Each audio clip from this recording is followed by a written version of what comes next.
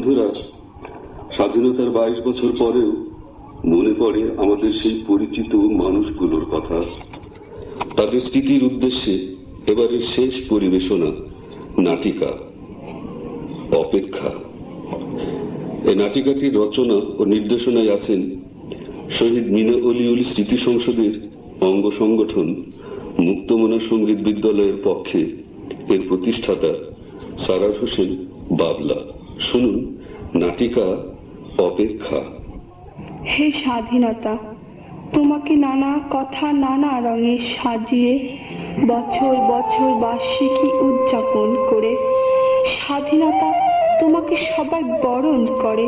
তুমি নাকি বিশাল আকাশের মতো মুক্তির স্বাদ আনো, তুমি নাকি রূপালী নদীর মতো গানের তরঙ্গ তোলো, তুমি নাকি বৈশাখী দুপুরের মতো বলিষ্ঠ প্রত্যয় দাও। কিন্তু হে স্বাধীনতা, আমার আকাশ আজ ঘরের ঘরে চাঁদ দেখে, আমার নদীতে আজ খোলা জলের কান্না আনে, আমার দুপুর শুধু বিষণ্ণতায় ধূসায় আর কাঁপে। কেননা হে স্বাধীনতা, আমি পেয়েছি শুধু না পেয়ে মরবার অধিকার। আবার আবার কেন এই কবিতা? কেন কেন? না না, এ আমি কি শুনলাম? কিছুই তো মনে করতে পারছি না। মা, মা গো মা! বারবার সেই বিভৎস মুখগুলি আমার চোখের সামনে ভেসে ওঠে। না, আমি আর ভাবতে পারছি না। উফ, কি যন্ত্রণা! মাথাটা আমার ছিঁড়ে গেল। কি হয়েছে মা? কিছু না। কই, কিছু হয়নি তো। একটু আগেই তো কি যেন বলছিলি। ঘুমিয়ে পড় মা। আমি তো ঘুমোতে চাই মা, ঘুম আসে না, অস্থির লাগে। জানো মা, সেই বিভৎস মুখগুলি আমি আমার মন থেকে মুছে ফেলতে পারি না। কেন কেন? সেই মিলি, তুই অন্য কিছু ভাবতে চেষ্টা কর মা। না মা, না, আমি পারি না, পারি না মা সেই দৃশ্যগুলোর কথা ভুলতে। বুঝি রে মা, বুঝি, সবকিছু বুঝে বুকে শক্ত পাথর বেঁধে রেখেছি। মা, মা গো, মনে পড়ে তোমার ভাইয়ার কথা? যে স্বপ্ন দেখত, বলতো পরাধীনতার গ্লানি মুছে স্বাধীনতার লাল সূর্য ছিনিয়ে আনবো, যে বলতো বঞ্চিত মানুষের অধিকার প্রতিষ্ঠিত করব। কোথায় কোথায় সেই ভাইয়ার কণ্ঠস্বর মা? মিলি, এত রাতে কি সব বলছিস মা? ওদের কথা কেন বারে বারে মনে করিয়ে দিচ্ছিস মা? হঠাৎ করে মনে পড়লো মা। রাত এখন 2টো, ঘুমিয়ে পড় মা। না মা, না, আমি কি ঘুমিয়ে থাকতে পারি? ঘুম তো আসে না মা, ঘুম তো আসে না।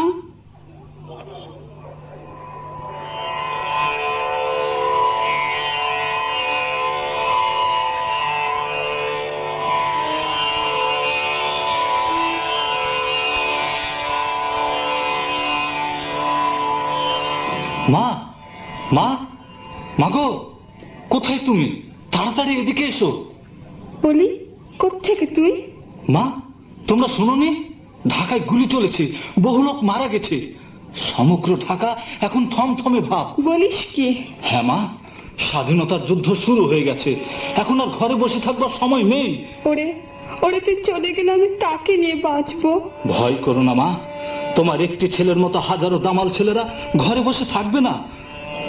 হ্যাঁ বাবা, শুনেছরা মুসলমান? হ্যাঁ মা, ধর্মের নামে রক্তের হোলি খেলে যারা, তারা মুসলমান নয়, বেঈমান, কাপুরুষরা। আমরা আমরা ওদের উচিত শিক্ষা দেব। হ্যাঁ ভাইয়া। মা, তুমি মন খারাপ করো না মা, ভাইয়াকে যেতে দাও, ভাইয়াকে যেতে দাও। যদি যদি তোর কিছু হয়, যদি তুই... না মা, না, দেখো, আমি অবশ্যই তোমার কোলে একদিন ফিরে আসবো মা। বলি, তুই এখানে আর আমরা তোকে খুঁজে বেড়াচ্ছি। কেন, কি হয়েছে রাজু? কি হয়েছে মানে? কি হতে বাকি আছে তুই বল। নগরবাড়ি ঘাটে পাকিস্তানি বাহিনী এসে গেছে, ঘন্টা তিনেকের মধ্যেই সমগ্র উত্তরাঞ্চলে ছড়িয়ে পড়বে, নির্বিচারে মানুষ হত্যা করবে। হ্যাঁ, যুদ্ধে শুধু মানুষ মরবে না, ঘর দরজা খাদ্যশস্য সমস্ত কিছু জ্বালিয়ে ছারকার করে দিবে। এখানে আমাদের বসে থাকা নিরাপদ নয়, রাস্তায় ব্যারিকেড সৃষ্টি করতে হবে। হ্যাঁ, প্রতিরোধ গড়ে তুলতে হবে। চল। কোথায় যাচ্ছিস অলি? মা, মা বাধা দিও না। দেখো দেখো, তোমার সামনে আমার 3 জন বন্ধুর যুদ্ধে যাওয়ার জন্য প্রস্তুত। তুমি আমাকে বিদায় দাও মা। খালাম্মা, বাধা দিবেন না খালাম্মা, আপনি দোয়া করুন আমরা যেন জয় হই। হ্যাঁ বাবা, আমি দোয়া করছি তোমরা যেন জয় হও। ভাইয়া! কি হয়েছে? স্বপ্ন দেখলি? হ্যাঁ, চারিদিকে অসংখ্য লোক, সবার মাথায় টুপি। ওরা একটা লাশ বহন করে এগিয়ে আসছে। কি বলিস? এগুলো তোর কল্পনা মা। তারপর কি যেন দেখলাম একটা লোক সাদা কাপড় দিয়ে ঢাকা। ও মা গো মা! ভাইয়া ভাইয়া ভাইয়া ভাইয়া! খালাম্মা, খালাম্মা, কে? আমি রানা। খালাম্মা, আজ স্বাধীনতা দিবস।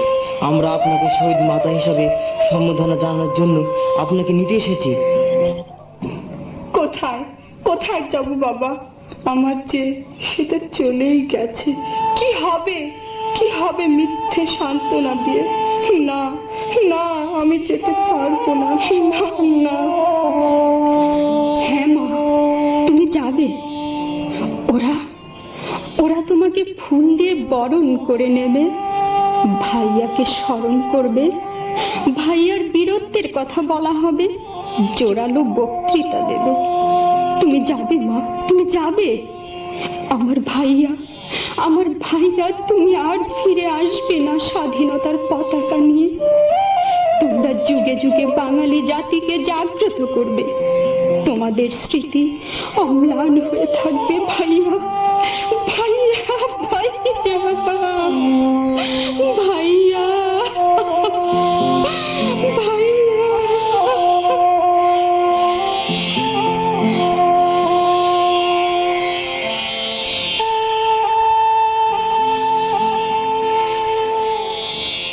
এতক্ষণ অপেক্ষা নাটকের অভিনয় শুনছিলেন। অভিনয়ে অংশ নিয়েছে কামরুজ্জামান, স্মৃতি, রাজা, আবু ও শান্নিলা কমেজ ক্যাথি। নাটিকায় অভিনীত কবিতাটি আবৃত্তি করেছে স্মৃতি। শ্রোতা বন্ধুরা, আমাদের হাতে আর সময় নেই। আজকের অনুষ্ঠানের মূল পরিকল্পনা ও পরিচালনায় ছিলেন সারোয়ার হোসেন বাবলা। আবারও আপনাদের প্রীতি ও শুভেচ্ছা জানিয়ে আমি মুজিবুর রহমান এবং আমি নাসরিন রাজেফা মিলি আপনাদের কাছ থেকে বিদায় নিচ্ছি। ধন্যবাদ।